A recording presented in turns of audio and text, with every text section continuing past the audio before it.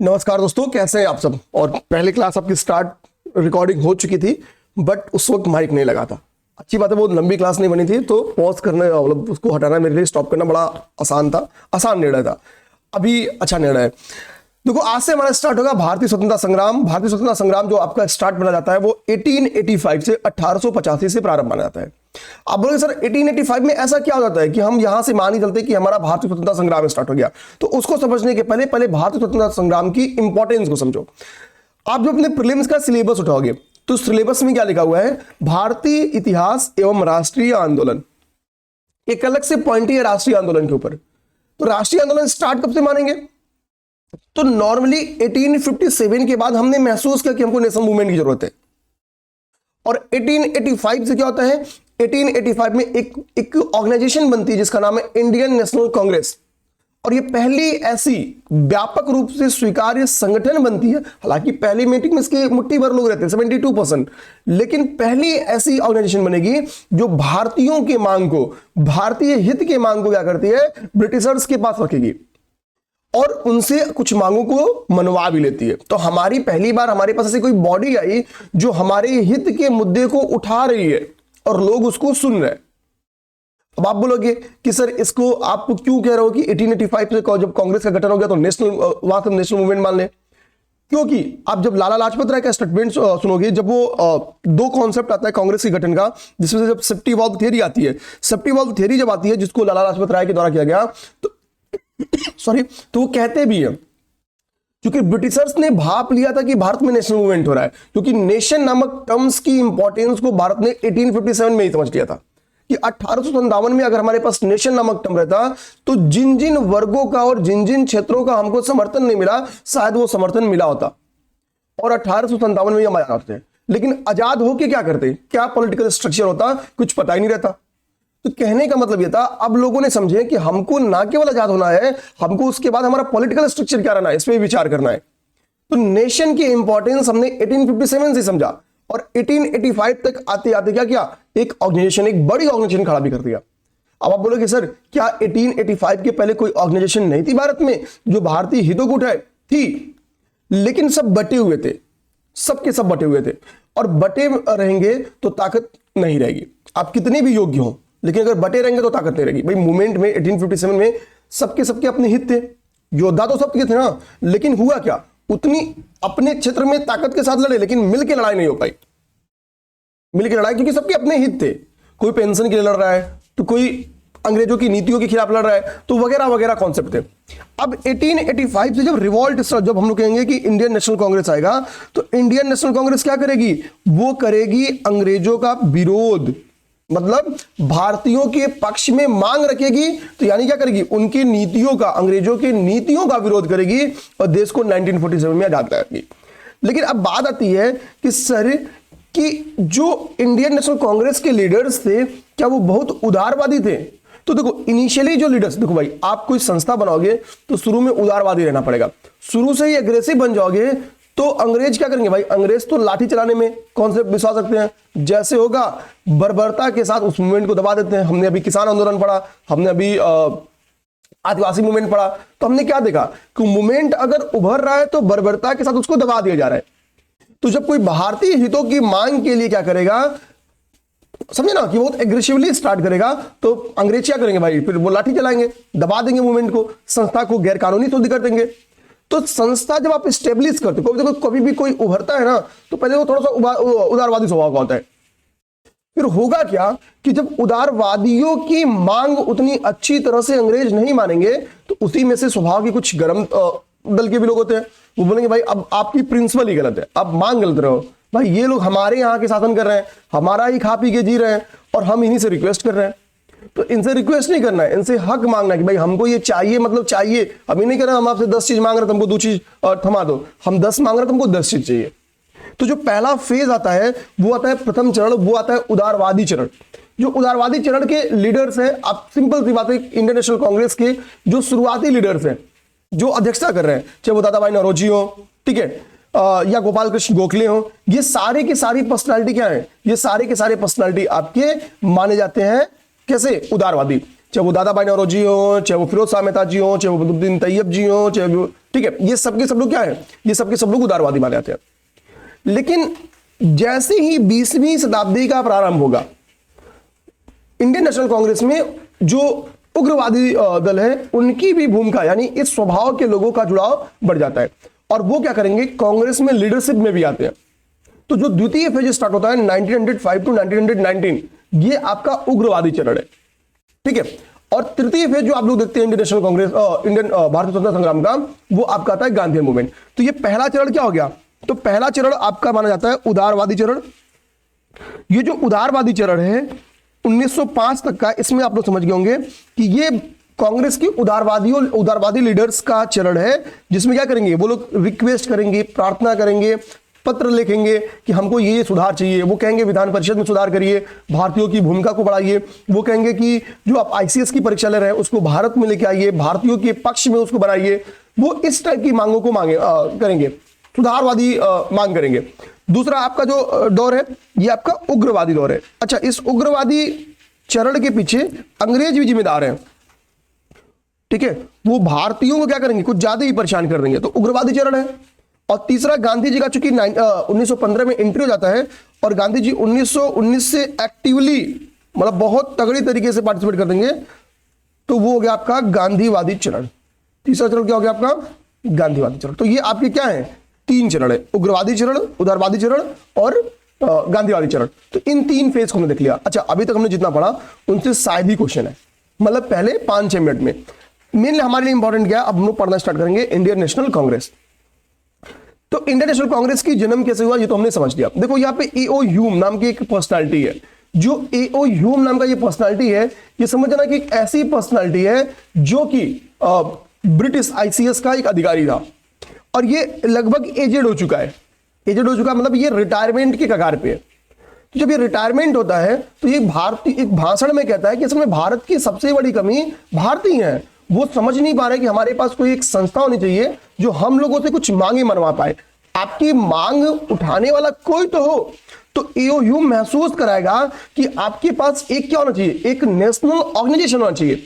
तो 1884 में एक संस्था का गठन होता है एओ ह्यूम के लीडरशिप में, जिसका नाम था इंडियन नेशनल फेडरल। 1884 में इसका गठन होता है, ठीक। अब इसी का 1885 में 1885 में क्या होता है कि भाई एक सम्मेलन होने वाला रहता है। 1885 में इसका क्या होने वाला रहता है, एक सम्मेलन होने वाला रहता है।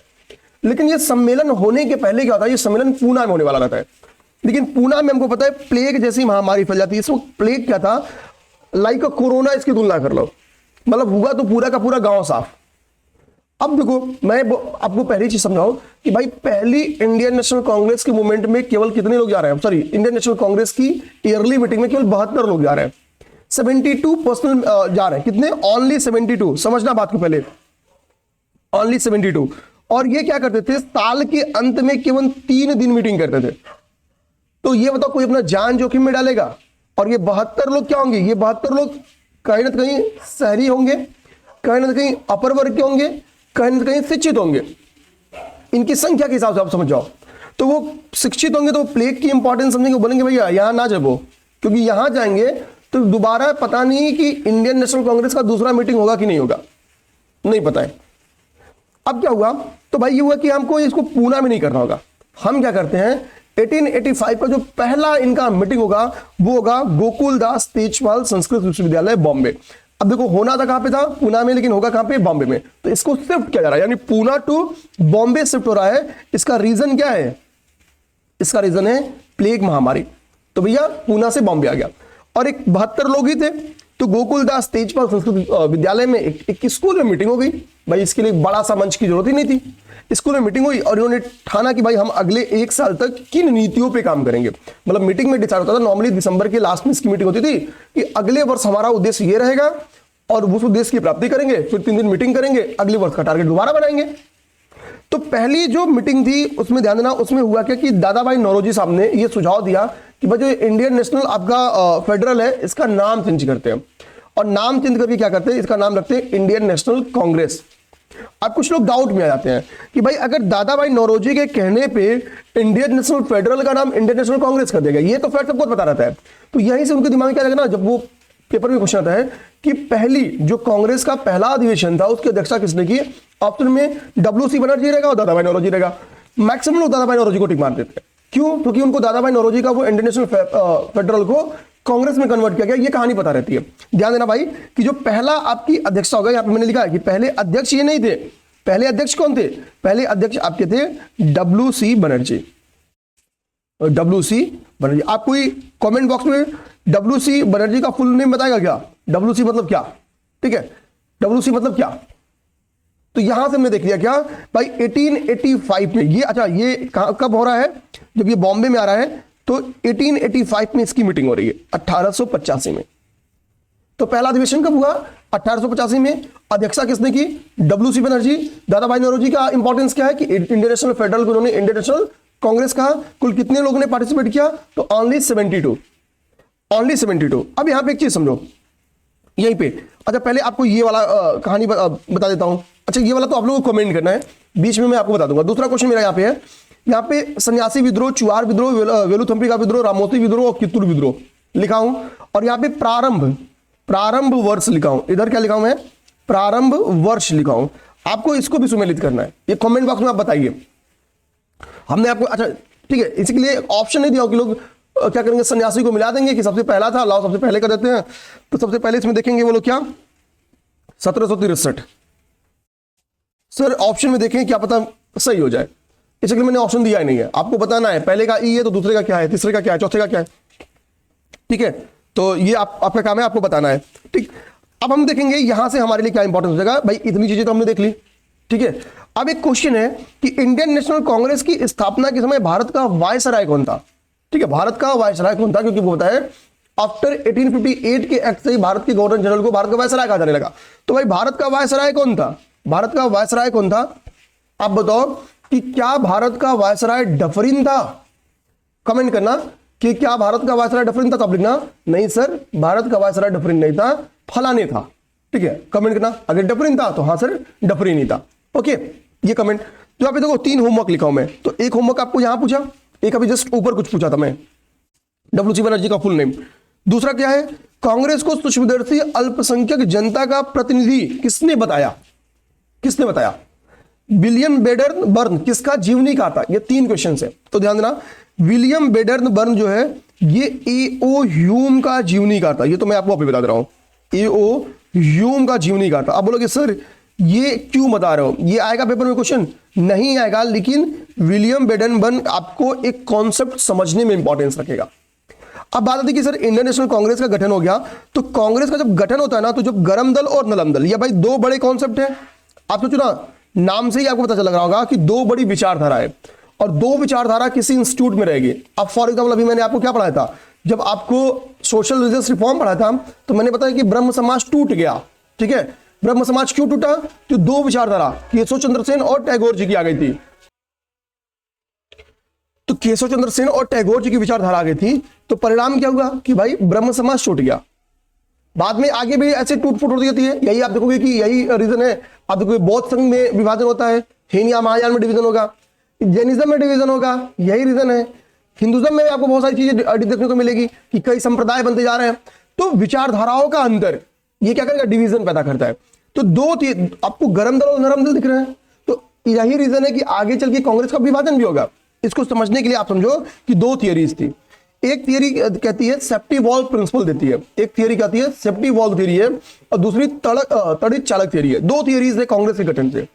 अब एक जो थियरी है सेफ्टी वॉल्व थियरी, ये गरम दल के लीडर्स के द्वारा दी जाती है, ये गरम दल के लीडर द्वारा दी जाएगी।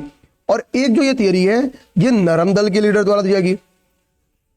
और ये दोनों लीडर्स, ठीक है, गरम दल के लोग कहते हैं कि कांग्रेस की एक्टिविटी से खुश नहीं थे, तो वो कांग्रेस का विरोध भी करते हैं, कांग्रेस का विरोध करेंगे। और वो क्या कहेंगे कि कांग्रेस का गठन को हम लोग एक सेफ्टी वॉल्व थियरी के तौर पे रिप्रेजेंट करेंगे, जिसमें आपका लाला लाजपत राय का नाम आता है। हमको पता है कि गरम दल के नेताओं में लाल बाल पाल और अरविंदो घोष का नाम आता है। ठीक है, तो लाला लाजपत राय ने क्या किया था, यंग इंडिया में, यंग इंडिया में इन्होंने प्रतिपादन किया था कि, मतलब बोला था कि भाई लाला लाजपत राय ने क्या बोला था, कहा था भाई कि सुरक्षा वॉल्व थ्योरी इसी यंग इंडिया में लाला लाजपत राय ने दी थी। अगर आपसे ये भी पीटी में क्वेश्चन है तो आप सही कर लेना। सुरक्षा कपाट का सिद्धांत क्या है? इस वक्त ये कहते हैं, इस स्टेटमेंट से इनकी समझना, यंग इंडिया में वो क्या कहते हैं, यंग इंडिया में कांग्रेस के गठन को लेकर वो कहते हैं कि कांग्रेस का गठन ब्रिटिश हित में ब्रिटिशर्स द्वारा ब्रिटिश प्रोत्साहन से किया गया था। समझ गए बात को, ब्रिटिश हित में ब्रिटिश द्वारा ब्रिटिश प्रोत्साहन से किया गया था। ये क्या था, ये कांग्रेस के गठन को लेकर स्टेटमेंट दिया था, कांग्रेस के गठन को लेकर स्टेटमेंट दिया गया था। ठीक है, चलो भाई, अब गाड़ी गई है, उसकी आवाज आ रही होगी, मुझे पता था।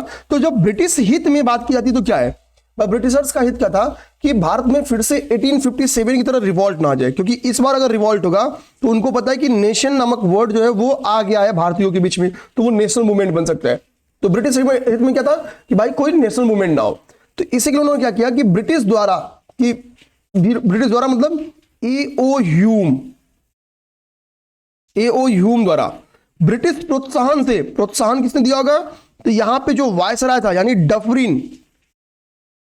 डफरिन द्वारा किया गया था। अब आप लोग स्टेटमेंट समझ गए, ब्रिटिश हित में क्यों, ब्रिटिश द्वारा क्यों, और ब्रिटिश प्रोत्साहन का मतलब क्या हो गया। तो इनके कहने में था कि डफरिन के सहयोग से एक ब्रिटिश था जो कि एओ ह्यूम था, उसके द्वारा ब्रिटिश हित में यानी नेशनल मूवमेंट को रोकने के लिए इंडियन नेशनल कांग्रेस का जन्म किया गया था। ठीक, इंडियन नेशनल कांग्रेस का जन्म किया गया था। अब इस कॉन्सेप्ट को समझाते कैसे हैं, कहते हैं मान लो कि इधर क्या है, इधर आप मान के चलो कि ब्रिटिशर्स है, एक तरफ क्या है ब्रिटिश है, वो समझाते हैं, समझना बात को, ताकि ये कॉन्सेप्चुअली भी पेपर में क्वेश्चन आए तो आप लगा लोगे कि फैक्ट ही आए, कोई जरूरी नहीं है। और इधर कौन है, इधर भारतीय है, इधर हिंदुस्तानी है, इधर आपका हिंदुस्तान है, हिंदुस्तान के लोग हैं। ठीक, अब बीच में कौन है, तो बीच में आईएनसी है, इंटरनेशनल कांग्रेस पार्टी। तो होगा क्या कि जब नेशनल मूवमेंट उभरेगा तो भाई उभरेगा तो कोई लीडर होगा, ये क्या करेंगे कि उस नेशनल मूवमेंट को दबा देंगे, ये मध्यम वर्गीय बन जाएंगे। ठीक उसी तरीके से जैसे 1857 में क्या हुआ कि कुछ रजवाड़ों ने अंग्रेजों का साथ दिया और बचा लिया, तो इनके रोष को क्या करेगी कि इंडियन नेशनल कांग्रेस संभाल लेगी। तो वो रोष किसके पास नहीं पहुंच पाएगा, डायरेक्टली ब्रिटिशर्स के पास नहीं पहुंच पाएगा। तो इससे क्या होगा, कोई नेशनल मूवमेंट पनप ही नहीं पाएगा। ये जैसे किसी चीज के लिए थोड़ा सा नाराज होंगे, थोड़ा सा जितनी नाराजगी आएगी, ये हमसे 10 मांग मांगेंगे, हम 2 मांग लेंगे, ये जाके इनको समझा लेंगे यार 2 ही तो माने, कोई दिक्कत की बात नहीं है। तो ये क्या करेंगे, पुल का काम करेंगे और रोष को खत्म कर देंगे।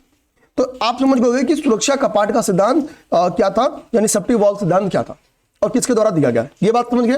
दूसरी प्रिंसिपल आपकी है तड़ित चालक सिद्धांत। तड़ित चालक सिद्धांत क्या कहती है, जैसे मान लो कि आप देखते हो कि भाई बिजली चमक रही है, तो उसके लिए क्या करते हैं कि भाई ऊपर तड़ित चालक का कॉन्सेप्ट जो ठीक है चमकती बिजली से या तड़कती बिजली से बचने के लिए, वो सेम कॉन्सेप्ट यहां पे लगाते हैं गोपाल कृष्ण गोखले जी। गोखले जी क्या है, तो भाई गोखले जी जाहिर सी बात है ये नरम दलीय है। ये कैसे हैं, तो ये नरम दलीय लीडर है, नरम दलीय है। ये क्या कहेंगे भाई नहीं, लाला लाजपत राय ने जो एक्सप्लेनेशन दिया है कांग्रेस के गठन को लेकर वो बिल्कुल गलत एक्सप्लेनेशन, ब्रिटिश हित में इसका गठन नहीं था और ना ही ये ब्रिटिश द्वारा गठन था, क्योंकि भाई केवल एओ ह्यूम ने थोड़ा ही बनाया था। अब ये कहते क्या है, हमने देखो एओ ह्यूम का यूज किया है, भारतीय हित में किया है, ना कि ब्रिटिश हित में। अब कैसे, ये कहते हैं कि भाई डफरिन है, डफरिन कभी किसी भी सरकारी दस्तावेज से ये प्रूफ नहीं हुआ है कि डफरिन कांग्रेस को मतलब डफरिन ने कांग्रेस को सपोर्ट किया हो, या एओ ह्यूम और डफरिन के बीच में जो सरकारी दस्तावेज की बातचीत है उसमें भी कभी प्रूफ नहीं हुआ है कि डफरिन ने एओ ह्यूम को कुछ आदेश दिया हो कि भाई कांग्रेस में ये चीज चलाओ, ऐसा भी कोई प्रूफ नहीं मिलता है। और एओ ह्यूम का एक लेखक है जो जीवनीकार है विलियम बेडनबर्ग, उसने भी इस बात को कभी नहीं लिखा है कि भाई एओ ह्यूम इस मंशा से कांग्रेस का गठन किए थे। तो यानी ये बात प्रूफ नहीं होती है। तो ये कहते हैं हुआ क्या कि भाई एक तरफ क्या है, एक तरफ अंग्रेजी सरकार है, ये समझाते हैं, एक तरफ अंग्रेजी सरकार है, एक तरफ ब्रिटिश गवर्नमेंट है, बीजी यानी ब्रिटिश गवर्नमेंट है। ठीक, दूसरी तरफ क्या है, यहां पे मिल जाती है आईएनसी, इंडियन नेशनल कांग्रेस हो गया, आईएनसी हो गया, और भाई नीचे क्या हो गया, हिंदुस्तान पीपुल्स हो गए, भाई भारतीय लोग हो गए, शॉर्ट में बता देते हैं। ठीक है, अब देखो इनके कहने का मतलब है कि जब ब्रिटिश गवर्नमेंट हिंदुस्तानी लोगों के ऊपर कोई भी डिसीजन थोपती थी तो हम बीच में आते थे, उसका विरोध करते थे। तो पहली बात क्यों, अच्छा वो हमारा ठीक से विरोध भी क्यों नहीं कर पाते थे, हमको कुचल क्यों नहीं जा पाते थे, तो हमको कुचल इसलिए नहीं पाते थे क्योंकि हमारे पास एक ब्रिटिशर्स था जिसका नाम था एओ ह्यूम। तो डफरिन को लगता था कि भाई इसका गठन भी तो क्या किया है, एक ब्रिटिशर्स ने किया है, एओह्यूम ने किया है। तो अगर इंडियन नेशनल कांग्रेस को क्रश करेंगे तो यानी एओह्यूम को दबाना पड़ेगा, और एओह्यूम को दबाएंगे तो इस वक्त क्या है, बुद्धिजीवी वर्ग का जन्म हो चुका है, कहां पे, उदारवादी दल का जन्म हो चुका है, कहां पे, ब्रिटिशर्स में भी। तो ये बात ब्रिटिश में चली जाएगी, और ब्रिटिश में यानी ब्रिटेन ये बात चली जाएगी, तो भाई वहां से नए नए कानून आने स्टार्ट हो जाएंगे। तो हमने क्या किया कि एओह्यूम का अपने हित में प्रयोग किया है, ये कहते थे गोपाल कृष्ण गोखले जी। तो इन्होंने कहा कि भाई राष्ट्रवादियों ने एओह्यूम का यूज क्या किया है, त्वरित चालक के रूप में किया है, ठीक। अर्थात हम कोई सहयोगी संस्था नहीं थे, हम कोई, अर्थात यहां से कंक्लूजन क्या निकलता है कि कोई कांग्रेस कोई सहयोगी संस्था नहीं थी, कांग्रेस ब्रिटिश गवर्नमेंट की सहयोगी संस्था नहीं थी, सहयोगी संस्था नहीं थी। और ये प्रूफ भी नहीं है, मैंने आपको बताया कि कोई सरकारी दस्तावेज हो या एओह्यूम का जीवनीकार हो, किसी ने नहीं बताया कि हाँ ये सहयोगी संस्था थी, ठीक है। इसमें अब आप लोग दो प्रिंसिपल जो थे वो समझ गए। अब आते हैं हम लोग यहां से समझने की कोशिश करते हैं थोड़ा डिटेल में। तो प्रथम अधिवेशन तो चूंकि हमने ऑलरेडी देख लिया है, पहला अधिवेशन हुआ कहां, बंबई में। किया किसने, डब्ल्यू.सी. बनर्जी ने। अब इसमें जो जो इंपॉर्टेंस की बातें, जो जो जरूरी बातें हैं, ठीक। पहली बात, जरूरी बात क्या है कि भाई ये हुआ गोकुलदास और तेजपाल संस्कृत कॉलेज में, गोकुलदास तेजपाल, ठीक है, तेजपाल संस्कृत कॉलेज में हुआ था, संस्कृत कॉलेज में हुआ था। दूसरी बात, 72 पीपल्स, केवल 72 लोगों ने इसमें पार्टिसिपेट किए, केवल 72 लोग इसमें पार्टिसिपेट किए, ठीक है। और इसमें क्या हुआ, इंडियन नेशनल फेडरल का नाम बदल के इंडियन नेशनल कांग्रेस कर दिया गया। ये तीन फैक्ट्स आपको पहले अधिवेशन से दिमाग रखना है। द्वितीय अधिवेशन, द्वितीय अधिवेशन कब होगा, 1886, 1886 में। कहां हुआ, कलकत्ता में। किसके निर्देशन में हुआ, दादा भाई नौरोजी के निर्देशन में, दादा भाई नौरोजी। अब देखो, दादा भाई नौरोजी का ब्रिटिश मतलब इंडियन नेशनल कांग्रेस के गठन के पूर्व भी कुछ संस्थाएं थी, जैसे इन्होंने बंबई एसोसिएशन का गठन किया था, लंदन एसोसिएशन का गठन किया था, मतलब लंदन इंडिया सोसाइटी का गठन किया था, और ईस्ट इंडियन एसोसिएशन का गठन किया था। ये तीन एसोसिएशन थे। हम लोग इसको भी देख लेंगे, लेकिन थोड़ी देर बाद में देख लेंगे, ठीक है। जब हम लोग कांग्रेस को पढ़ लेंगे तो थोड़ा सा देख भी लेंगे, ठीक है। आप चाहो तो अगर लिखना चाह रहे हो तो यहीं पे आप लिख भी सकते हो, लाओ लिखवा भी देता हूं, ठीक है।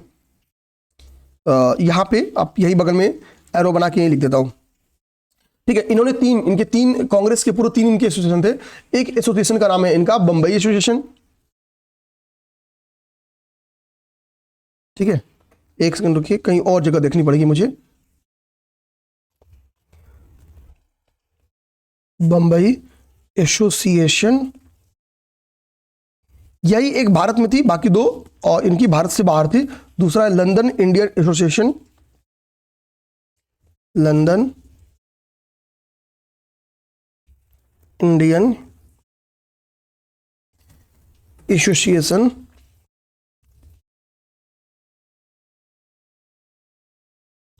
और तीसरा है London Indian association east India association, ठीक है। ये इसका गठन उन्होंने किया था 1852 में, ये 65 में, और ये था 66 में। एक सेकंड मुझे बस देख लेने दो कि नोट में कि मैंने लिखा है ऐसे ना, बंबई एसोसिएशन आपका 52, 65, 66, ठीक है, बिल्कुल सही है। तो बंबई एसोसिएशन का मतलब क्या है, ये बंबई में इसको बनाया था। लंदन, इसका हेडक्वार्टर कहां होगा, तो लंदन में होगा। और ईस्ट इंडिया एसोसिएशन का भी जो हेडक्वार्टर था वो कहां पे था, वो लंदन में ही था, वो लंदन में ही था। तो ये तीन क्या है, दादा भाई नौरोजी की पहले से, वैसे शिक्षित बुद्धिजीवी था, तो इनके तीन एसोसिएशन पहले से थे। अब हम लोग देखेंगे कि दूसरे वाले में क्या क्या इंपॉर्टेंस बातें हैं जिनको हमको जानना जरूरी है या हम जिनको जाने। तो दूसरे वाले में जो इंपॉर्टेंस बात है उसको देखिए। इसमें जो आपको बात समझ में आएगी, इसमें पहली बात 434 लोगों ने पार्टिसिपेट किया था। कितने, तो इसमें 434, 434 लोग, 434 लोग पार्टिसिपेट किए थे। आप बोले सर ये 434 याद करेंगे, याद क्या करना समझाऊंगा, अभी बस नोट करते चलो। 434 लोगों ने पार्टिसिपेट किया था, ठीक है। इसमें एक चीज और जो आपको देखने को आएगी कि इसमें एक स्टैंडिंग कमेटी बनी थी, इसी मेंबर्स से निकाल के एक स्टैंडिंग कमेटी बनाई गई थी, और नेशनल एसोसिएशन कॉन्फ्रेंस का राष्ट्रीय कांग्रेस में विलय यहां पे किया गया है। किसका? नेशनल एसोसिएशन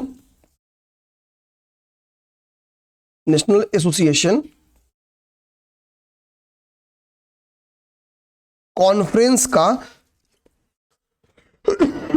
सॉरी कॉन्फ्रेंस का क्या किया गया है? इसमें विलय किया गया है। ठीक है, इसमें विलय किया गया है, विलय किया गया है। और डफरिन ने क्या किया था? जो गार्डन पार्टी, आपका नाम सुनते हो ना कि कांग्रेस के सभी सदस्यों को गार्डन पार्टी दिया था डफरिन ने, तो वो किस अधिवेशन के बाद दिया था? तो द्वितीय अधिवेशन के दौरान दिया था गार्डन पार्टी। ठीक है, तो गार्डन पार्टी का संबंध किससे है? तो द्वितीय एसोसिएशन से। ये भी पेपर में क्वेश्चन आ सकता है, आप लोग रेडी रहना। बुला के चाय पानी कराया था। ठीक है, तो अच्छा, इसी के लिए कहा जाता है कि लाला लाजपत राय ने यही गार्डन पार्टी का कॉन्सेप्ट भी लिया था भाई, कि देखो इसी के लिए चाय पार्टी बुलाते हैं लोग को। ठीक है, तो कलकत्ता कलकत्ता में अध्यक्षता किसने की? दादा भाई नौरोजी ने। और 3 फैक्ट्स हमने इससे संबंधित देख लिया। तृतीय अधिवेशन जो है वो हुआ है आपका कहां पे? मद्रास में। हुआ कब होगा? 1887 1887 में हुआ। 1887 में बदरुद्दीन तैयब जी, नाम से ही आपको दिख रहा होगा कि ये इसके मुस्लिम अध्यक्ष है। तो यानी पहला तो फैक्ट यहीं से निकल गया कि प्रथम मुस्लिम अध्यक्ष,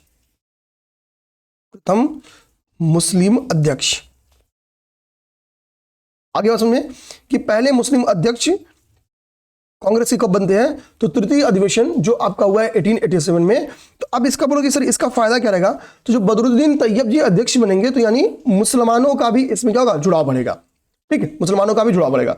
और इस समय तक आते आते अभी भी 607 पीपल्स ही केवल इससे जुड़े थे।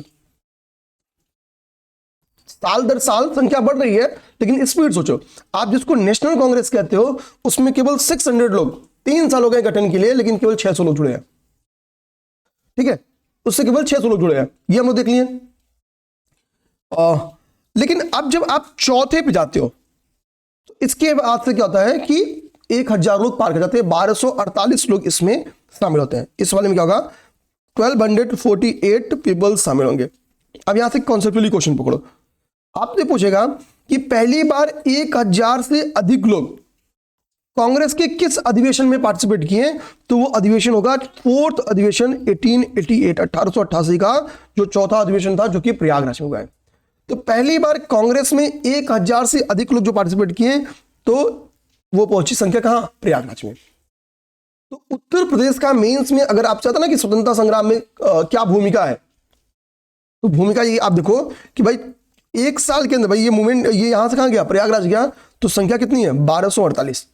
यानी यूपी से कांग्रेस में जुड़े हुए लोगों की संख्या में वृद्धि हुई होगी, सीधी सी बात निकल के आती है। तो 1248 पीपल्स इसमें पार्टिसिपेट किए। तो चतुर्थ में क्या होता है? पहली बार कांग्रेस के 1000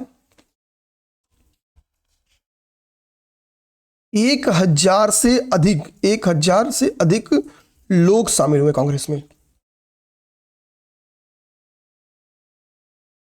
पहले 3 टर्म में तो 600 के अराउंड थे। ओके, तो ये इतने फैक्ट्स में देख लिए आपके। जॉर्ज यूले, इसके क्या है? जॉर्ज यूले है। तो जॉर्ज यूले है, तो नाम से ही क्या पता चला जॉर्ज यूले कि भाई ये भारतीय तो नाम लग नहीं रहा है। ठीक है, भारतीय नाम लग नहीं रहा है। तो यूले क्या थे? यानी पहले ब्रिटिश थे, यानी पहले यूरोपीय अध्यक्ष थे। तो हम लोग कह सकते हैं जॉर्ज यूले प्रथम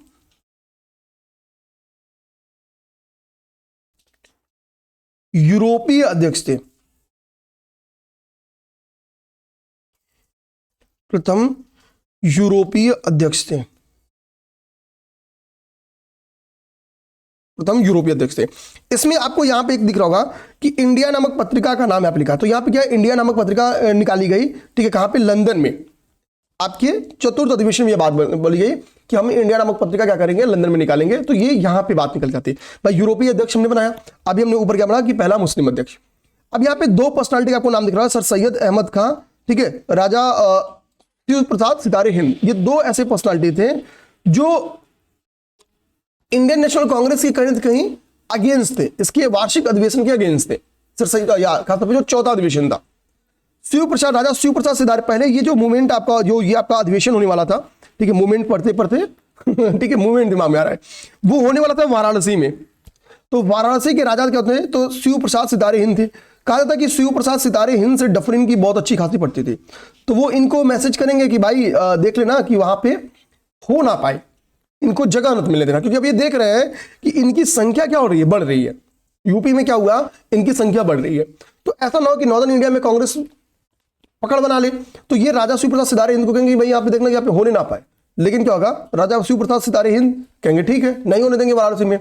तो चूंकि वाराणसी के बगल में प्रयागराज था, तो प्रयागराज में कहा जाता है कि इन्होंने सफल हो गए कि भाई चलो हम लोग वहां नहीं तो वहां कर लेते।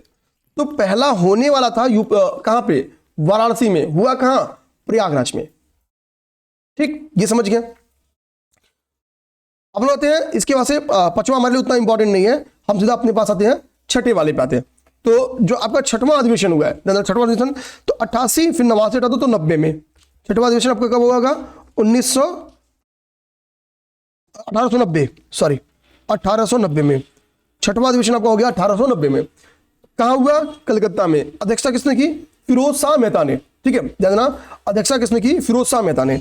इसमें सबसे इंपॉर्टेंट बात जो कि डायरेक्टली पीटी में क्वेश्चन बन सकता है, जानना कि कलकत्ता विश्वविद्यालय की एक ग्रेजुएट थी, या हम लोग कह सकते हैं बेसिकली भारत की पहली महिला ग्रेजुएट थी, नाम था उनका कादम्बिनी गांगुली।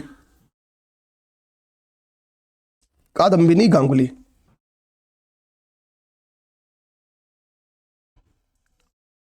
ठीक है, अब सुनो, कादम्बिनी गांगुली ने यहां पे क्या किया था, कादम्बिनी गांगुली ने संबोधित किया था, कांग्रेस को संबोधित किया था। पढ़ी लिखी लीडर, अब सोचो, महिला कांग्रेस को संबोधित कर रही है,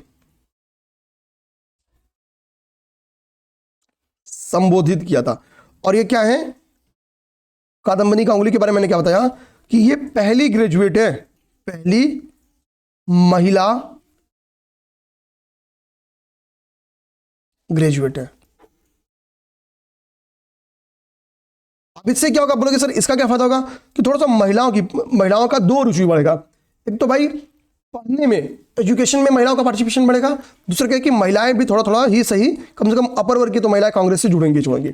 ठीक, तो कादम्बिनी गांगुली यहाँ पे, इसमें 65 वाले में इंपॉर्टेंस है कि कादम्बिनी गांगुली ने क्या किया था 1890 वाले में, जब फिरोज शाह मेहता ने अध्यक्षता की थी, तो इन्होंने, ठीक है, संबोधन को लीड किया था, मतलब भाषण दिया था।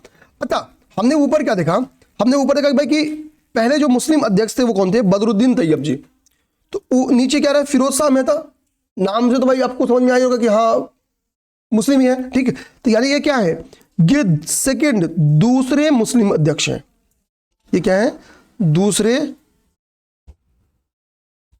मुस्लिम अध्यक्ष होंगे।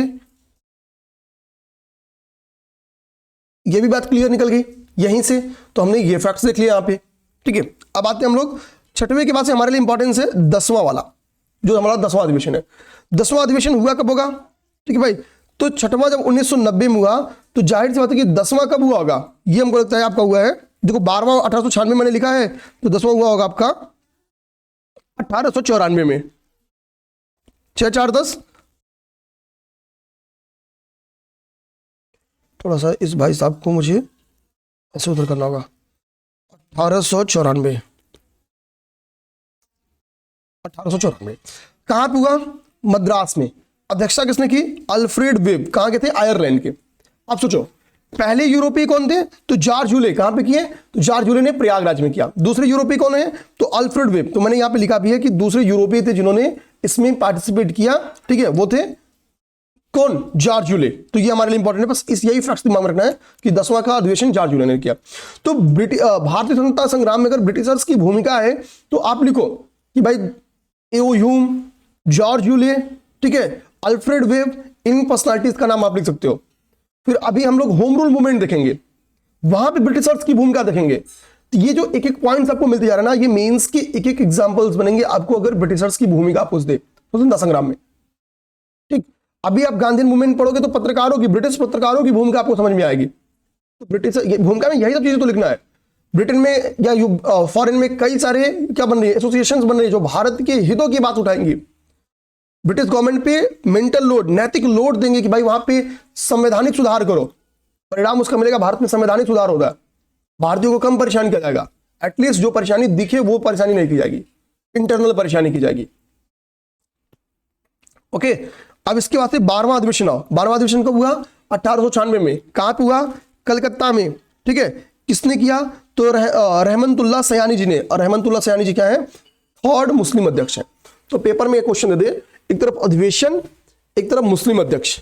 पहला मुस्लिम अध्यक्ष कांग्रेस का कहां पे निकले? तो पहला मुस्लिम अध्यक्ष आपके थर्ड में निकले थे, बदरुद्दीन तैयब जी।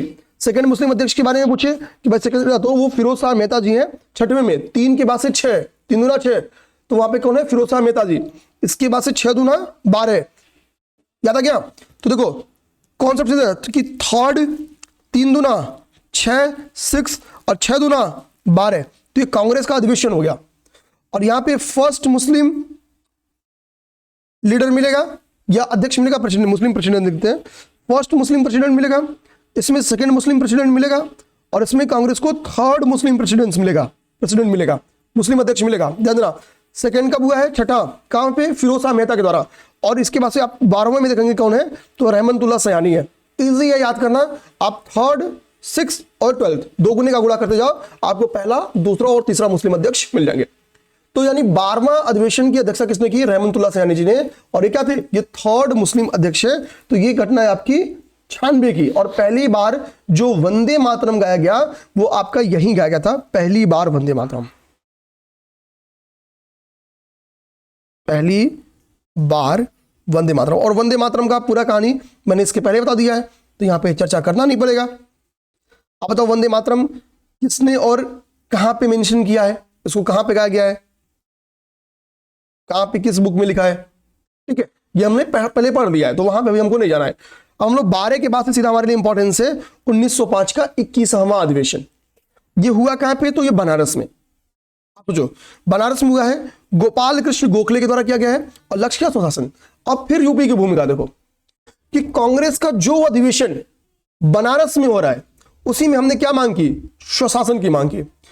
हमने आपको दयानंद सरस्वती जी का एक स्टेटमेंट पढ़ाया था, वो क्या कहते हैं कि स्वराज वर्ड वो यूज करते, भाई स्वराज की पहली बार किसने मांग की थी या स्वराज वर्ड का प्रयोग किया था? तो दयानंद सरस्वती जी ने किया था। ठीक है, आर्य समाज। ओके, देखिए यहां पे आप लोग क्या होता था? आर्य समाज, यहां पे देखो कल ही के क्लास में था ना, देखो आर्य समाज के बारे में क्या होता था कि भाई ये आर्य समाज होगी आपकी। आर्य समाज के संस्थापक कौन थे? स्वामी दयानंद सरस्वती जी। इन्होंने क्या किया? स्वराज शब्द का प्रथम प्रयोग किया था। और स्वराज शब्द का प्रथम प्रयोग करते समय इन्होंने क्या कहा था कि भैया बुरे से बुरा देसी राज्य भी अच्छे से अच्छे विदेशी राज्यों से अच्छा होता है। ये स्टेटमेंट किसने दिया था? आर्य समाज ने दिया था या स्वामी दयानंद सरस्वती जी ने दिया था। ये बात हमने कल ही पढ़ दिया था। तो स्वशासन वर्ड का पहली बार प्रयोग कहां हो रहा है? तो स्वशासन वर्ड का पहली बार अगर इंडियन नेशनल कांग्रेस में देखोगे तो इसका प्रयोग हो रहा है बनारस अधिवेशन में। कहां पे? बनारस अधिवेशन में। यहां पे देखो इन्होंने कहा कि हमारा लक्ष्य क्या होना चाहिए? हमारा लक्ष्य स्वशासन होना चाहिए, गोपाल कृष्ण गोखले जी। तो ये आपके लिए बहुत ज्यादा इंपॉर्टेंस है कि बनारस अधिवेशन में यह बात की गई कि हमारा लक्ष्य क्या होना चाहिए? स्वशासन होना चाहिए। ठीक है, ठीक। अब यहां पे अच्छा, इसी में 1905 में एक चीज आपको देखने को मिलेगा 1905 में कि भाई यहां पे, अच्छा ये 1905 का अधिवेशन हुआ कब होगा? तो मैंने हमेशा बताया कि कांग्रेस का अधिवेशन दिसंबर के लास्ट में होता था। ये याद कर जाओ हमेशा। केवल आपको गांधी इरविन पैक्ट के बाद, गांधी इरविन पैक्ट को लागू करने के लिए 1931 का जो अधिवेशन था वो मार्च में हुआ है। ठीक है, 1931 का जो अधिवेशन है वो मार्च में हुआ है, नहीं तो नॉर्मली इनका अधिवेशन दिसंबर में होता था। तो यानी 1905 में हमको पता है कि बंगाल विभाजन किया गया है। तो यानी बंगाल विभाजन की घोषणा हो चुकी होगी। बंगाल विभाजन के बारे में भी हम लोग जस्ट आगे आपको रुकिए, मैं आपको बंगाल विभाजन दिखाऊं। तो बंगाल विभाजन की घोषणा यहाँ पे क्लियर देखो आप लोग। बंगाल विभाजन के बारे में आपको दिखाता हूं कि बंगाल विभाजन की घटना क्या है। बंगाल विभाजन की घटना आपको 1905 में देखने को मिलेगी। जुलाई में करजन ने अनाउंसमेंट किया कि क्या पार्टीशन का अनाउंसमेंट किया कि भाई हम करने वाले हैं। ठीक, ये आपकी घटना है। 7 अगस्त 1905 को ठीक है, हमने क्या किया? टाउन हॉल में स्वदेशी मूवमेंट स्टार्ट कर दिया। यानी 1905 में आपको समझ में आ गया कि भाई जुलाई जाते जाते अनाउंसमेंट हो चुका है कि भैया हम क्या करेंगे, हम बंगाल का विभाजन करेंगे। हमने स्वदेशी मूवमेंट भी स्टार्ट कर दी है। ठीक है, और अक्टूबर में ही बंगाल विभाजन प्रभावी भी हो गया है। तो मींस जब कांग्रेस का 1905 का अधिवेशन हो रहा होगा तब बंगाल का विभाजन हो चुका है और वो प्रभावी हो चुका है, और बंगाल में स्वदेशी मूवमेंट भी आ चुका है। ठीक, तो ये सारी घटना आपको ऑलरेडी क्या है देखने को मिल रही होगी। लेकिन बंगाल जो ये अधिवेशन होता है 1905 का अधिवेशन, यहां पे ध्यान देना, इसमें लक्ष्य तो स्वशासन रखा गया, लेकिन जो नीतियां थी, जो बंगाल विभाजन की प्रतिक्रियावादी नीतियां थी, उसकी आलोचना भी यहां पे किया गया। ठीक है, कर्जन की जो नीतियां थी उसकी आलोचना यहां पे की गई। सिंपल सी बात है। लेकिन यहां पे एक बात समझो, स्वदेशी मूवमेंट को एक्सपेंशन किया जाए या ना किया जाए, इसका विस्तार किया जाए ना किया जाए, इस मुद्दे पे टकराव यहीं से शुरू हो जाता है। तो यानी यहां पे बंग भंग आंदोलन की बंग भंग का आलोचना तो यहां किया गया, लेकिन यहां पे एक यहीं से जो एक था कि कांग्रेस का समर्थन मिलेगा कि स्वदेशी मूवमेंट को हम एक्सपेंड करेंगे शेष भारत में, बंगाल से इतर, वो समर्थन यहां पे नहीं मिल पाता है। और यहीं से टकराव जो होगा वो और बढ़ जाएगा, किसके किसके बीच में, और बढ़ जाएगा गरम दल और नरम दल के बीच में। अब देखो 21 के बाद से 22वां आपका क्या आ रहा है, 22वां अधिवेशन आ जा रहा है। जो आपका 22वां अधिवेशन है वो 1906 में होगा। कहां पे, कलकत्ता में। कौन करेगा, दादाभाई नौरोजी। दादाभाई नौरोजी का मंडल मतलब ये नरम दली की गरम दली, तो नरम दली। पहली बार स्वराज शब्द का कांग्रेस में प्रयोग जो किया जाता है वो किया जाता है 1906 में। तो स्वशासन का प्रयोग कब हुआ, तो स्वशासन शब्द का प्रयोग हुआ 1905 में। स्वराज शब्द का प्रयोग कब हुआ, 1906 में। एकदम क्लियरिटी के साथ समझिए ना, स्वराज शब्द पहली बार स्वदेशी मूवमेंट में किसने लिया है, तो दयानंद सरस्वती जी ने। इंडियन नेशनल कांग्रेस में पहली बार प्रयोग कब किया गया, तो 22वां अधिवेशन 1906, कहां पे, कलकत्ता में, दादाभाई नौरोजी के द्वारा इसका प्रयोग किया गया 1906 में। ठीक है, ये आपका हो गया। इसके बाद से हम लोग आएंगे 1907। 1907 इसको देखना, 1907 का अधिवेशन कब हुआ, सूरत में, रास बिहारी घोष। ठीक है, संबंधित तथ्य देखना। तो 1907 के सूरत अधिवेशन में हमको बताया कि भाई कि कांग्रेस का क्या होता है, कांग्रेस का विभाजन हो जाएगा। यहीं पे क्या होता है, कांग्रेस का विभाजन हो जाएगा, डिवीजन यही होगा, कांग्रेस का विभाजन। पेपर में अक्सर क्वेश्चन आता है कि कांग्रेस का विभाजन कब हुआ, कांग्रेस का विभाजन कब हुआ। तो मैंने बताया कि भाई कांग्रेस में विचारों की जो टकराहट थी वो पहले से थी, तभी तो दो प्रिंसिपल्स हैं इसके गठन के, क्या, सेप्टिव आर्बिट्रेरी थ्योरी और तड़ित चालक सिद्धांत। दो थियरीज ये बताती हैं कि वैचारिक टकराव ऑलरेडी था, उसकी स्थापना को लेके, इसके अस्तित्व को लेके ही वैचारिक टकराव था। उसके बाद से आगे बढ़ते बढ़ते जाकर क्या होगा, 1905 में मैंने आपसे बोला कि इन्होंने लक्ष्य तो स्वशासन बनाया, लेकिन स्वदेशी मूवमेंट का एक्सपेंशन किया जाए। भारत में समय क्या है, स्टार्ट है, भारत में यह समय है जब स्वदेशी मूवमेंट स्टार्ट हो गया है, स्वदेशी मूवमेंट स्टार्ट हो गया है, स्वदेशी मूवमेंट स्टार्ट हो गया है। अब इसका विस्तार हो या ना हो, इस मुद्दे पे टकराहट तो 1905 में ही आ गया है, क्योंकि 1905 बीत रहा है और आप सारी घटना देख चुके हैं, उसके बावजूद भी आप स्वदेशी मूवमेंट को विस्तार करने पे सोच रहे हैं। स्वदेशी मूवमेंट क्या था कि भाई हम खुद का स्वदेशी अपनाएंगे, विदेशी त्यागेंगे, जैसे आज चाइना के सामान के लिए हो जाता है, हालांकि उतना बढ़िया इंप्लीमेंट हो नहीं पाता है, लेकिन स्वदेशी मूवमेंट में हो जाता है। यानी स्वदेशी मूवमेंट इनडायरेक्टली अंग्रेजों को आर्थिक चोट पहुंचाने का एक तरीका था। तो ये बोले कि अगर हम लोग, इनका था भाई ये नरम दली थे कि अगर हम शेष पूरे भारत से इनको आर्थिक चोट पहुंचाएंगे तो ये हमारे लिए अग्रेसिव हो जाएंगे, और गरम दली को फर्क पड़ता नहीं था। वो कहेंगे नहीं भाई इसका एक्सपेंशन होना चाहिए, क्योंकि बंगाल का मुद्दा नहीं है, बंगाल भारत का मुद्दा है, भाई वो भारत का अंग है तो सबका मुद्दा है, तो हम केवल स्वदेशी मूवमेंट को बंगाल में क्यों चलाएंगे। ये टकराहट यहीं से पैदा होती है, और इस टकराहट का परिणाम क्या होगा कि 2 साल बाद कांग्रेस का विभाजन हो जाएगा, और किस दल में, नरम दली और गरम दली, नरम दल और गरम दल में। अब जाहिर सी बात है यहां से गरम दल पे जब अलग हो जाएंगे तो आपको थोड़ा सा उग्रवादी घटनाएं, या हम लोग कह लें कि आपको हिंसात्मक घटनाएं 1905 के बाद से देखने को मिलेंगी, क्योंकि विभाजन हो गया तो या तो नेतृत्व को पकड़ के जेल में डाल दिया जाएगा, ठीक है, वगैरह वगैरह।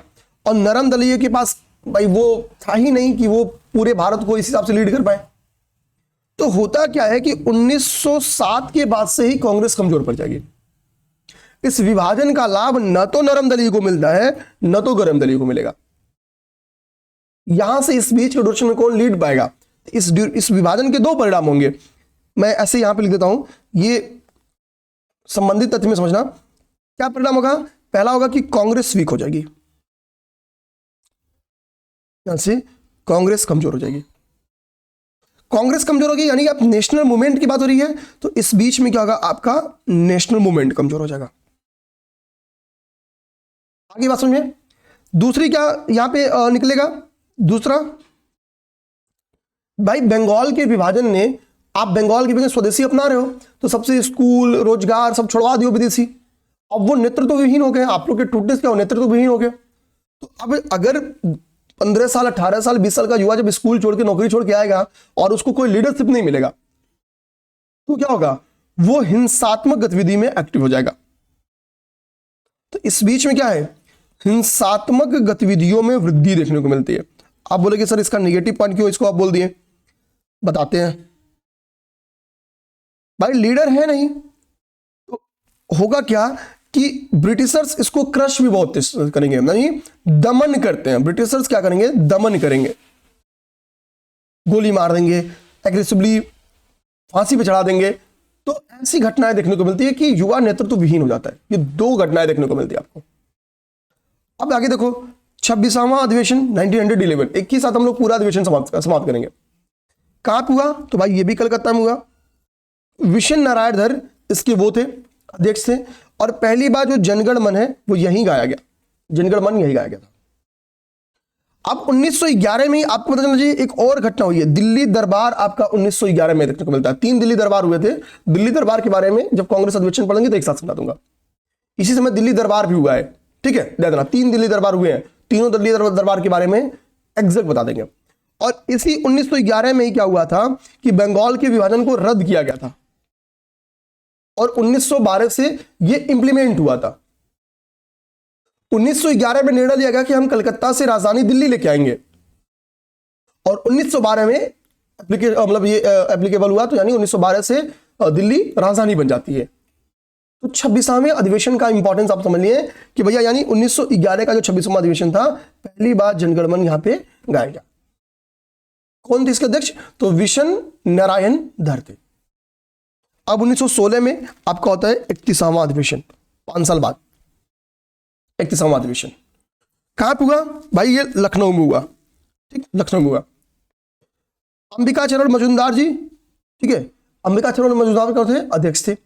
इस ड्यूरेशन में जब तिलक जी छूट के आ चुके हैं और तिलक जी जेल में, मतलब मैंने बताया ना कि जब कांग्रेस का डिवीजन होगा तो भाई कांग्रेस क्या पड़ेगी, कमजोर। जैसे तिलक जी भाई जेल चले जाते हैं यहीं से, लाल बाल पाल 3 भाई मेन लीडर थे। तो होता क्या है, जब तिलक जी जेल जाते हैं तो जेल से छूट के आते हैं। जेल से छूट के आएंगे तो ये भी समझ गए थे कि भैया वो जो 1907 वाली घटना थी ना, उसने क्या किया, नेशनल मूवमेंट को कमजोर कर दिया। तो ये क्या करेंगे, पहली बात ये लग जाएंगे, पहले तो ये होम रूल मूवमेंट चलाते हैं। ये क्या करेंगे, होम रूल मूवमेंट चलाएंगे। अब सोचो जब ये होम रूल मूवमेंट चलाते हैं, जब ये होम रूल लीग बनाते हैं, तो कांग्रेस यहां पे इतनी कमजोर हो चुकी थी कि होम रूल लीग इससे आगे निकल चुकी थी, कांग्रेस से आगे निकल चुकी थी होम रूल लीग।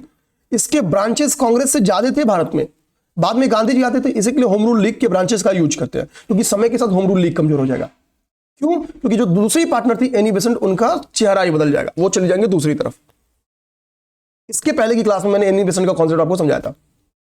तो जब कांग्रेस कमजोर थी तो होम रूल लीग खूब आगे बढ़ी, लेकिन एक टाइम के बाद क्या हुआ कि होम रूल लीग के डिक्लाइन होना स्टार्ट हो गई और गांधी जी ने कांग्रेस को सपोर्ट किया, तो कांग्रेस उठती चली गई।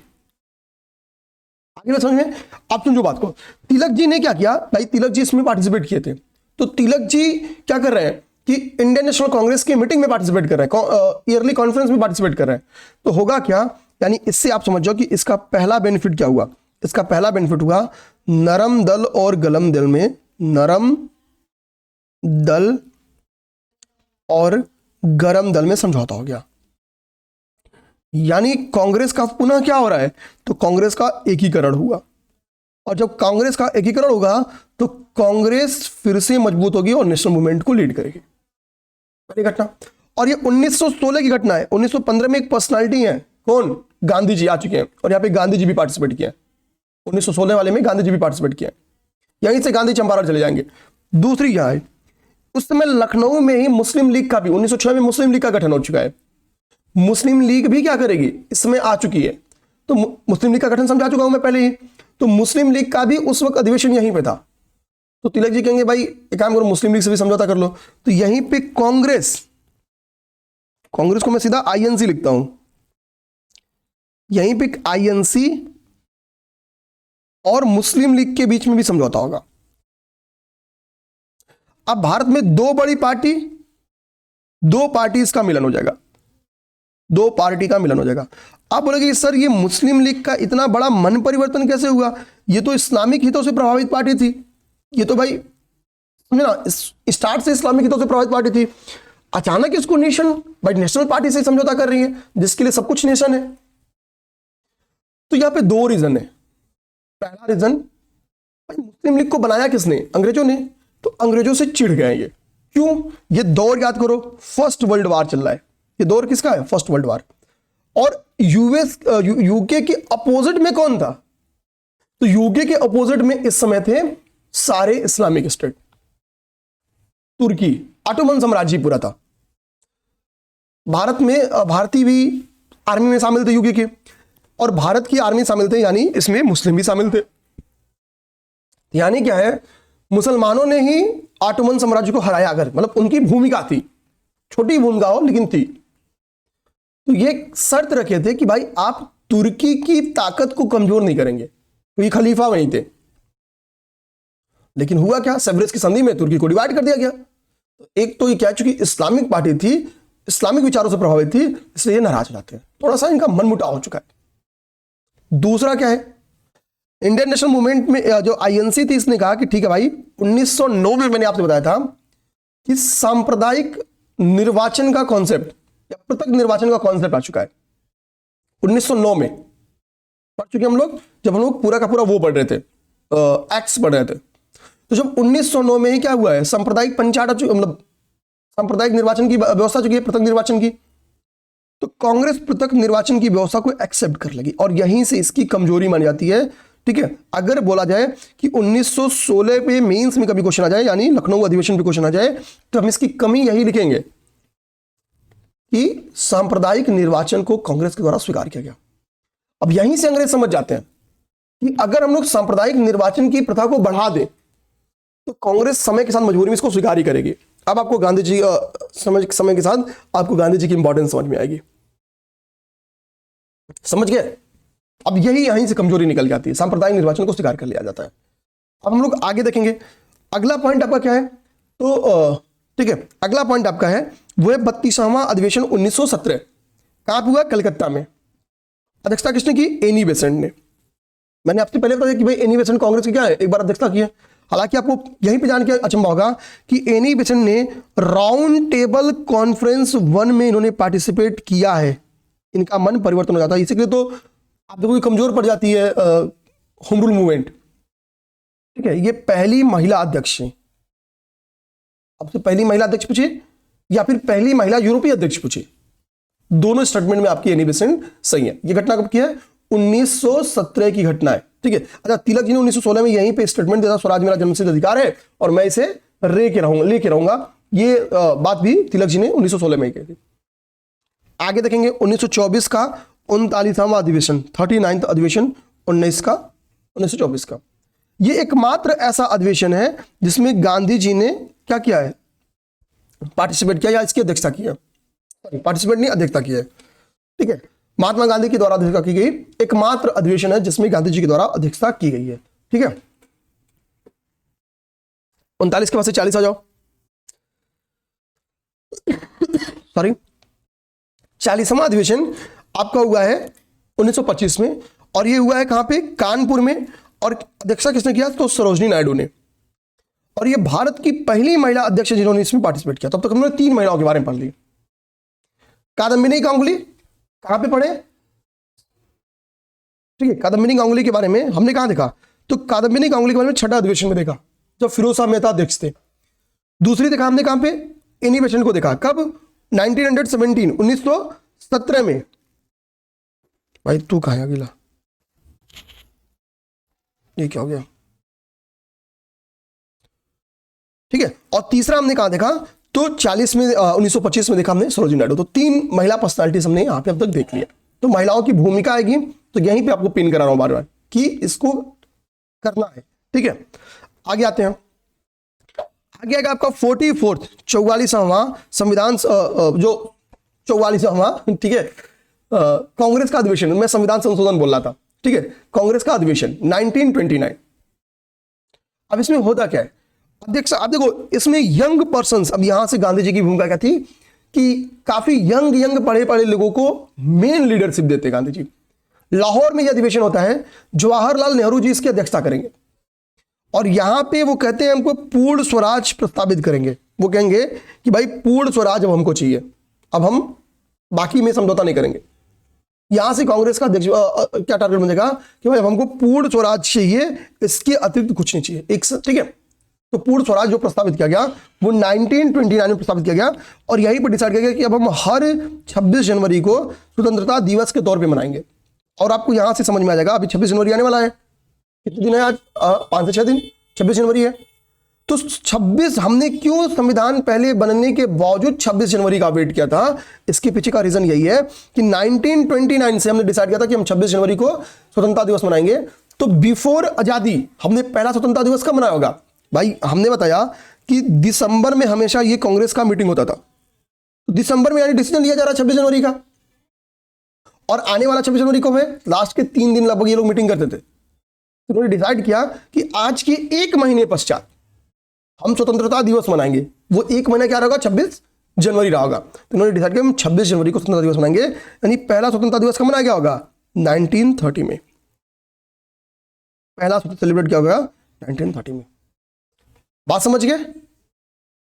हर एक चीज बहुत ध्यान से समझना, देखो रटने से काम नहीं चलेगा, एक एक चीज बहुत ध्यान से। तो यानी जवाहरलाल नेहरू ने लाहौर अधिवेशन की अध्यक्षता की, जहां पर उन्होंने पूर्ण स्वराज प्रस्तावित किया और बोला भाई कि ठीक है। और इसके बाद से हमने, और रावी नदी के तट की घटना है, ठीक है, रावी नदी के तट पे ये सम्मेलन हुआ था, 26 जनवरी की घटना है। अब हम लोग आते हैं नेक्स्ट हमारा जो अधिवेशन है, ठीक है, ये आपका कराची अधिवेशन वल्लभ भाई पटेल जी के द्वारा, ठीक है, ये आपका अधिवेशन होगा, हमको लगता है एक बार मुझे यहां पे देखना पड़ेगा, 1931 में हुआ था, ये थोड़ा सा नहीं लिखा पाया है, 1931 में हुआ था, यानी 45-46वां होगा ना, ये 46वां अधिवेशन होगा। फिर ये कराची लिखा नहीं है, लेकिन ये 46वां होगा हमको लगता है, ठीक है, ये आपका होगा 46वां अधिवेशन होगा, ये दिमाग में रखना है, ठीक। आ जाते हैं अब इसमें क्या होता है, वल्लभ भाई पटेल जी इसकी अध्यक्षता करेंगे। और इसमें क्या होगा, मैंने आपसे बोला था कि भाई 1931 का जो कांग्रेस का अधिवेशन होता है, जब मैंने आपको इनिशियली समझाया था तो बोला कि भाई कि कांग्रेस का अधिवेशन नॉर्मली क्या हुआ है, दिसंबर में हुआ है, लेकिन ये मार्च में होता है, क्योंकि गांधी इरविन पैक्ट हो चुका है। और गांधी इरविन पैक्ट को कांग्रेस समर्थन देती है या नहीं देती है, इसको कांग्रेस में इसका प्रस्ताव पारित कराना जरूरी था। तो यहां पे गांधी इरविन पैक्ट के प्रस्ताव को पारित कराया गया। तो एक तो फैक्ट यही हो गया, राष्ट्रीय आर्थिक कार्यक्रम को यहां पे स्वीकार किया गया और फंडामेंटल राइट के प्रस्ताव को स्वीकार किया गया। तो 3 बड़ी घटनाएं यहां पे वल्लभ भाई पटेल जी के द्वारा इसकी अध्यक्षता की गई थी। और यहां पे इंपॉर्टेंट समझो, यही वो 46th अधिवेशन 1931 का अधिवेशन है कराची का, जिसमें गांधी जी ने एक स्टेटमेंट दिया था। यहां पे गांधी का एक स्टेटमेंट है, हालांकि हम लोग बाद में पढ़ेंगे इसको, लेकिन यहां पे लिख लो आप लोग। यहां पे गांधी जी का एक स्टेटमेंट है कि गांधी मर सकता है लेकिन गांधीवाद नहीं। गांधी मर सकता है, गांधी मर सकता है, परंतु गांधीवाद नहीं, परंतु ठीक है, गांधीवाद नहीं।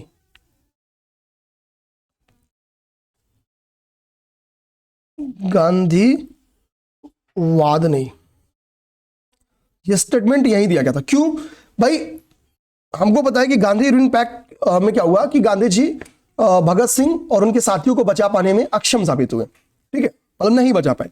इसके पीछे कई सारे लोग कहते हैं भाई ये हिंसा को समर्थन नहीं करते थे, इसलिए इन्होंने भगत सिंह का साथ नहीं दिया। कुछ थ्योरीज ये कहते हैं कि भगत सिंह खुद भी चाहते थे कि उनको ना बचाया जाए, क्योंकि वो चाहते थे कि जो नेशनल मूवमेंट है उसमें हमारे जैसे लोग और भी आए, केवल मेरे रहने से कुछ नहीं होगा, ठीक। तो ये सारी बातें हैं। अब देखो, राष्ट्रीय आर्थिक कार्यक्रम यहाँ पे स्वीकार किया गया और फंडामेंटल राइट्स के प्रस्ताव को भी यहीं पे स्वीकार किया गया।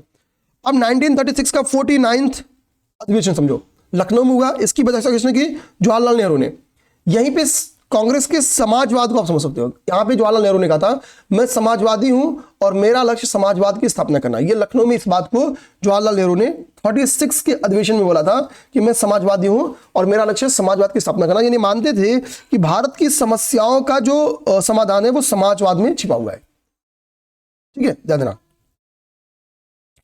इसके बाद से 50वां अधिवेशन 1937 फैजपुर में हुआ।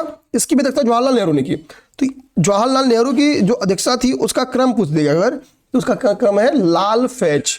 उसका क्रम क्या है? लाल फैज। तो यहाँ पे फैज का मतलब क्या हुआ? फैजापुर, ठीक है। और यहाँ पे जो लाल है, एक बार एक ल से लखनऊ है और एक ल से लाहौर है, तो ला से लाहौर, ल से लखनऊ, फै से फैजपुर, ठीक है। ईयर आप लोग वो मतलब ईयर आप लोग दिया तो 1929 में हुआ था लाहौर अधिवेशन, 36 में हुआ आपका लखनऊ, और इसके बाद से हुआ है आपका 37 में, ठीक है, 37 में आपका हुआ फैजपुर, ठीक है, 37 में फैजपुर हुआ। तो ये ट्रिक हो गया। ये क्या, ये कैसा ट्रिक है? तो जवाहरलाल नेहरू की अध्यक्षता का ट्रिक है ये, अध्यक्षता क्रम का क्या है? ट्रिक है। आगे बात समझ में। अब देखते हैं फैजपुर वाला जो था उसमें क्या कुछ बातें थी, ठीक है। तो फैजपुर के संदर्भ में एक बात है कि प्रथम अधिवेशन, अब देखो जो गांव में हुआ, प्रथम अधिवेशन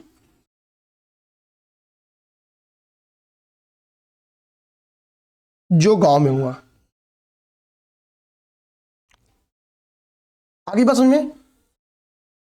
अगला 51वां अधिवेशन कहां हुआ? 1938 1938 में 51वां अधिवेशन कहां हुआ? गुजरात के हरिपुरा में। ये 51 52 बेहद इंपॉर्टेंट। 29 का ये ड्यूरेशन, और ये ड्यूरेशन का क्या है? वर्ल्ड वार 2 अब स्टार्ट होने जा रहा है। परिस्थितियां तैयार हो गई हैं वर्ल्ड वार 2 की, हो रहा है, इसमें तक लगभग स्टार्ट हो चुका है, ठीक है, क्योंकि 38 बीत रहा है। अधिवेशन लास्ट दिसंबर में होता था।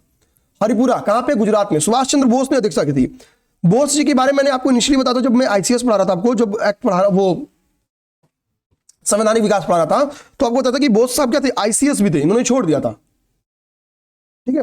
यहां पे राष्ट्रीय नियोजन समिति, इन्हीं के समय में राष्ट्रीय नियोजन समिति का गठन किया गया, और इसकी अध्यक्षता सुभाष चंद्र बोस ने की थी। तो आंसर आएगा नहीं, नेहरू जी ने की थी। इसके अध्यक्ष कौन बनाए गए थे? राष्ट्रीय नियोजन समिति के जो अध्यक्ष बनाए गए थे वो नेहरू जी बनाए गए थे। ये दिमाग में रखना है, इसका गठन किया गया था और जवाहरलाल नेहरू जी इसके अध्यक्ष बनाए गए थे। कई लोग इसको मान के बैठ जाएंगे, सुभाष चंद्र बोस जी अध्यक्ष, नेहरू जी बनाए गए थे। अब पहले आईसीएस अधिकारी क्या कर रहा है? अध्यक्षता कर रहा है, ठीक। अब आते हैं 52 में क्या होता है? फिर से चुनाव होता है। भाई नेहरू जी भी बन सकते हैं। तो अब देखो सुभाष चंद्र बोस की कांग्रेस में पकड़ देखो, इनकी विजन की पकड़ देखो। आपको अब तो 50 सेकेंड सबसे ज्यादा 1907 के बाद अगर किसी अध्यक्ष के पद को लेकर टकराव हुआ है तो वो 52 में। पर्सनालिटी देखो, सुभाष चंद्र बोस का आप विजन देखो, यहां से आपको समझ में आएगा। आज का टकराव और 52 अधिवेशन 1939 का टकराव देखना। एक तरफ गांधी जी हैं और एक तरफ सुभाष चंद्र बोस हैं। अध्यक्ष के पद को लेकर गांधी जी ने पट्टाभी सीतारामैया को समर्थन किया। जब वो अध्यक्ष के पद का चुनाव होगा तो पट्टाभी सीतारामैया हार जाएंगे। सुभाष चंद्र बोस को 1580 वोट मिलते हैं और पट्टाभी सीतारामैया को 1377 वोट मिलते हैं। यानी ये इनडायरेक्टली गांधी जी मान लेते हैं कि भाई ये उनकी नैतिक हार है। भाई मैंने खुलेआम पट्टाभी सीतारामैया को समर्थन किया और पट्टाभी सीतारामैया हार गए, यानी सुभाष चंद्र बोस से भाई मेरे नैतिक हार है। अच्छा, मुद्दा क्या था कि कार्यकारिणी का एक गठन होता था। कार्यकारिणी ही डिसीजन लेती थी। भाई मीटिंग तो एक ही बार हुआ, बीच में जैसे आप कार्यकारिणी को आज के मंत्रिपरिषद, मंत्रिमंडल की कौन सी मंत्रिमंडल समझ लेना, तो डिसीजन तो कार्यकारिणी लेती थी और कांग्रेस उसको मानती थी। तो भाई अध्यक्ष जो होगा तो कार्यकारिणी में क्या होगा? कार्यकारिणी में उसके बंदे ज्यादा होंगे। तो यानी कहने का मतलब था कि अब गांधी जी को लगा कि कार्यकारिणी में क्या हुआ, भाई सब सुभाष चंद्र बोस के जो लोग होंगे। तो कहा था कि यहीं से कहीं कहीं गांधी जी का एक टकराव हो जाता है सुभाष चंद्र बोस जी के साथ। ये टकराव सुभाष चंद्र बोस जी लंबा नहीं खींचते हैं। उनको पता है कि गांधी जी को खुश रहना, गांधी जी का मतलब एक्टिव राजनीति में रहना कितना जरूरी है। उनको नाराज नहीं कर सकते हैं। वो मानते भी थे सुभाष चंद्र बोस जी गांधी जी को बहुत। वो कहेंगे कि भाई मैं पद ही से रिजाइन देता हूं, मुझे अध्यक्ष का पद नहीं चाहिए, मेरे पास और भी रास्ते हैं, कांग्रेस एकमात्र रास्ता नहीं है मेरे पास। वो रिजाइन कर देंगे और उनकी जगह पे अध्यक्षता कौन करेगा? तो राजेंद्र बाबू करेंगे। आफ्टर रिजाइन अध्यक्षता कौन करेगा? अध्यक्ष करेंगे अध्यक्षता राजेंद्र बाबू। अध्यक्षता करेंगे। समझना बात को। अब जब ये यहां से रिजाइन कर देंगे तो ये जाएंगे और क्या करेंगे, फॉरवर्ड ब्लॉक की स्थापना करेंगे। मैंने आपको इस पर एक शॉर्ट वीडियो भी बनाया, फॉरवर्ड ब्लॉक की स्थापना करेंगे। 1939 का क्या होगा, फॉरवर्ड ब्लॉक की स्थापना हो जाएगी। अंग्रेजों को भी पता भाई हम आईसीएसआई हमारे साथ रहना चाहिए था, ये तो उनके साथ हो गया। और इसी समय क्या चल रहा है, वर्ल्ड वार चल रहा है। तो इनको पता ये एग्रेसिव सोच के इंसान है और ये इस बात के विरोध में है कि बिना हमारे समर्थन से भारतीयों को क्यों शामिल कर लिए सेकेंड वर्ल्ड वार में। तो इनको हाउस अरेस्ट कर देंगे, फॉरवर्ड ब्लॉक की स्थापना करेंगे और यहीं से ये क्या हो जाएंगे, हाउस अरेस्ट भी हो जाएंगे, हाउस अरेस्ट कर जाएंगे। ठीक है, लेकिन सफल हो जाते हैं क्या होने में, भागने में। जियाउद्दीन पठान के रूप में कहा जाता है, ये कलकत्ता में हाउस अरेस्ट थे और काबुल भाग जाएंगे। जो आईडी लगाते हैं वो जियाउद्दीन पठान के लगाते हैं, काबुल पहुंच गए। अब इनको एक्चुअली जाना था हिटलर के पास, जर्मनी के अगेंस्ट, क्योंकि इस वक्त जर्मनी अगेंस्ट किसके, जर्मनी अगेंस्ट है इन सबके। जर्मनी और जापान दूसरे दल में थे और यूके यूएसए ये लोग दूसरे दल में थे।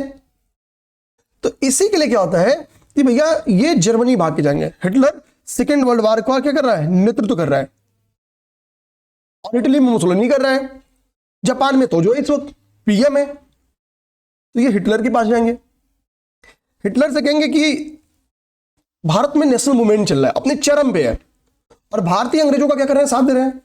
तो आप हमारा साथ दे दो, भारत में हमको आजाद करवा दो। हम सारे क्या करेंगे, अपने सिपाही को बुला लेंगे। हम अब इनडायरेक्टली क्या है कि सुभाष चंद्र बोस का यह था कि हम सेकेंड वर्ल्ड वार में हम इसका राजनीतिक प्रयोग करते हैं भारत की आजादी में। हालांकि हिटलर इनकी बात को समझ नहीं पाता है, ये कहते हैं यार तुमसे अच्छा तो अंग्रेज है, अभी मैं ऑफर उनको दे दूं तो कुछ भी कर देंगे। तो यहां से मन का खिसी आ जाएगा, यहां से भाग के वो चले जाएंगे कहां, जापान। जापान में तोजो को यही स्कीम बताएंगे। तोजो प्रभावित होता है, तेज था स्कीम यानी। तो ये बोलेगा एक काम करो भाई, साउथ ईस्ट एशिया में हमने क्या किया है कि थोड़ा अटैक किया है, और भारतीयों को भी, गांधी जी को भी डर था कि कहीं ऐसा ना हो कि अंग्रेज निकल जाए और जापान का हम गुलाम बन जाए। तो होता क्या था कि तोजो ने कहा कि साउथ ईस्ट एशिया में हमने अंग्रेजों को हरा दिया है और कुछ अंग्रेज अधिकारी और भारतीय सैनिकों को बंदी बनाया है, सिंगापुर में रखा है। आप चाहो तो सिंगापुर जाओ और हम वो आर्मी आपको दे देते हैं। अगर वो लोग आपका नेतृत्व स्वीकार करें तो आप उनसे एक आर्मी बना लो, लड़ो भारत की आजादी के लिए। सुभाष चंद्र बोस इस बात को समझ जाते हैं और सिंगापुर आते हैं 1943 में। यहां पे आएंगे तो ऑलरेडी एक मोहन सिंह नाम के एक बंदे थे, मतलब एक पर्सनालिटी थी, उन्होंने आईएनए का गठन किया हुआ था। तो ये आईएनए को मोहन सिंह को खबर थी कि भाई सुभाष चंद्र बोस जी आने वाले हैं, और वो जानते भी थे सुभाष चंद्र बोस कौन है। तो ये क्या करेंगे, मोहन सिंह बोलेंगे कि ठीक है आप आईएनए को संबोधित करिए, क्योंकि अब आईएनए को सपोर्ट मिल रहा है उन भारतीय सैनिकों का जो क्या है, जो कैदी हैं। तो समर्थन करते हुए बोलते हैं, यहीं पे वो राष्ट्रपिता को संबोधित करते हैं। इसको राष्ट्रपिता टर्म्स यहीं पे बोलते हैं किसको, महात्मा गांधी को। बताएंगे कि एक नया दौर का बिगुल बज रहा है और आ रहे हैं हम मदद के लिए, मतलब वगैरह एक भाषण लंबा चौड़ा है। यहां पे समझना कि राष्ट्रपिता टर्म्स का यूज पहली बार यहीं किया गया, इसी संबोधन में किया गया। ठीक है, अब ध्यान रखो यहां पे कुछ इंपॉर्टेंट बातें। 1940 से 45 के बीच मौलाना अबुल कलाम आजाद कह रहे हैं अध्यक्ष हैं, क्योंकि इसके बाद से कोई अधिवेशन होता ही नहीं है, क्योंकि वर्ल्ड वार चला, अब कहीं अधिवेशन होगा ही नहीं, इस बीच में अधिवेशन होता ही नहीं है। तो जो अध्यक्ष था वो बना रह गया। तो मौलाना अबुल कलाम आजाद क्या है, अध्यक्ष थे। अब ये यहां पे भारत छोड़ो मूवमेंट स्टार्ट हो चुका है भारत में। 46 के अंतिम समय में, 1946 के अंतिम समय में नेहरू अध्यक्ष बनते हैं। यानी 46 के अधिवेशन की अध्यक्षता कौन करेगा, तो 46 के अधिवेशन के अंतिम समय में जवाहरलाल नेहरू अध्यक्ष बनेंगे। ठीक है, लेकिन इन्होंने इस्तीफा दे दिया। जब ये इस्तीफा देते हैं, यही कारण है जब वार्षिक अधिवेशन 46 का होगा तो जेबी कृपलानी रहते हैं उस वक्त। तो 46 में अध्यक्ष कौन थे, 46 में 1946 के अंतिम समय जवाहरलाल नेहरू अध्यक्ष बने थे, लेकिन फिर जेबी कृपलानी, वो रिजाइन करेंगे, जेबी कृपलानी आएंगे। यहां पे जेबी कृपलानी आ गए। स्वतंत्रता के समय अध्यक्ष कौन थे, तो राजेंद्र बाबू थे। नवंबर 1947 में राजेंद्र प्रसाद क्या है, कांग्रेस के अध्यक्ष बन जाते हैं। ठीक है, कांग्रेस के अध्यक्ष बन जाएंगे। ये इतनी चीजें हमने देख लिया। 1 घंटे 10 मिनट की क्लास हो गई है, तो अब क्लास को अपलोड करते हैं। ठीक, कांग्रेस का पूरा अधिवेशन समाप्त हो गया। अब इसके बाद से हम लोग आगे की चीज़ें देखेंगे, जैसे जैसे रहेगा बढ़िया तरीके से कंप्लीट कर देंगे, कहीं कोई दिक्कत नहीं रहेगी, ठीक है। तो क्लास तो अच्छी लगी होगी, इसमें कोई दो राय नहीं है। कमेंट वमेंट कर देना है, वीडियो को शेयर भी कर देना और लाइक भी कर देना। अच्छी वीडियो लगी है तो सब्सक्राइब भी कर लेना। जय हिंद, जय भारत।